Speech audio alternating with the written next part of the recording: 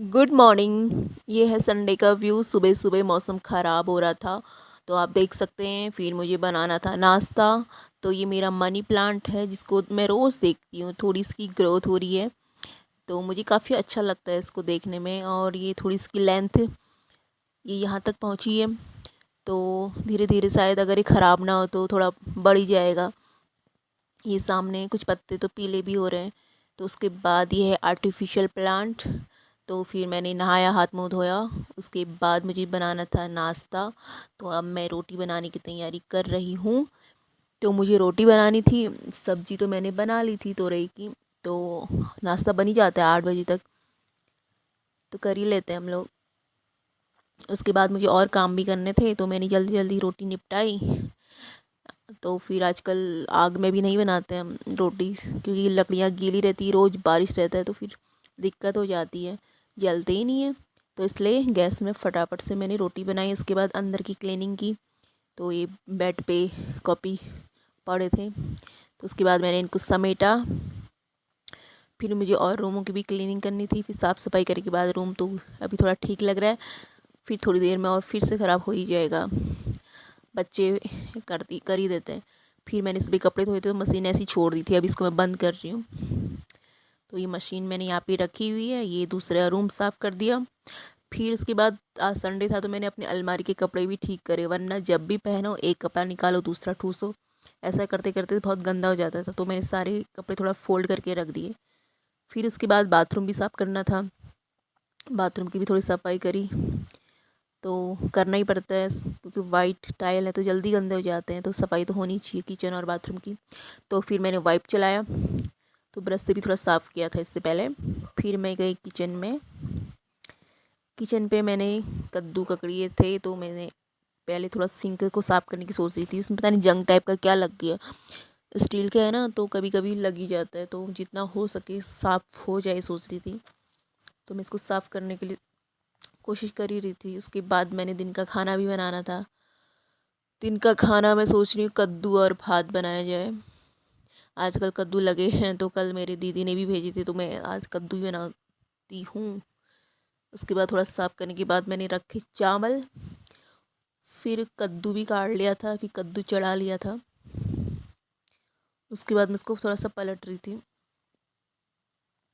तो फिर इसको पकने में टाइम लगेगा, 1 घंटा तो लग ही जाएगा। थोड़ा सा आँच कम करनी पड़ेगी ना, वरना एकदम से फिर पकेगा नहीं।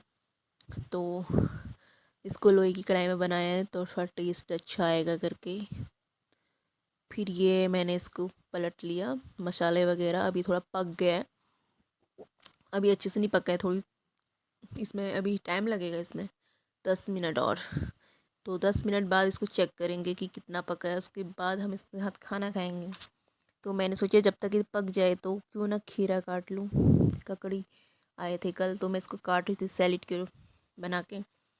तो फिर मैंने इसको प्लेट में रखा। अभी इसके ऊपर नमक नहीं डाला क्योंकि नमक डालती तो फिर इसमें से पानी निकल जाता। तो मैंने सोचा अब जब खाएंगे तभी ही डालेंगे। उसके बाद मैं सब्ज़ी चेक कर रही थी तो लगभग पक ही चुकी थी। 5 मिनट और रखने के बाद बनी जाती। फिर मौसम भी बाहर ख़राब हो रहा था, क्या पता बारिश हो जाए। मैंने कपड़े भी धो रखे थे तो मैं देख रही थी कहीं बारिश ना आ जाए।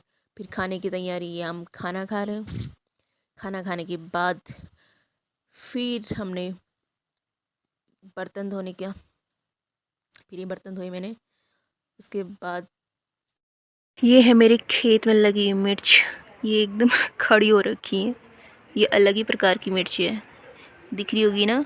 दूसरी मिर्च ये ब्लैक ब्लैक पता नहीं क्यों हो रही है, बारिश की वजह से ख़राब हो रही है या इसका कलर ही ऐसा रहता नहीं पता।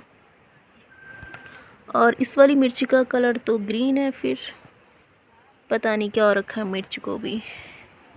ये है हल्दी, ये नीचे पे भी हल्दी है, हल्दी लगी है।